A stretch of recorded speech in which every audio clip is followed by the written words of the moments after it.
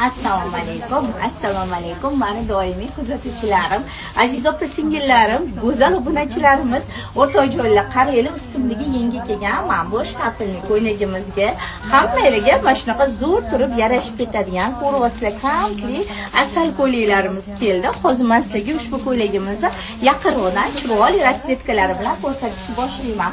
Ustimdagi cho'koq rangi mana bu oq qora rangi, orqalariga e'tibor beramiz, eteklariga e'tibor beramiz.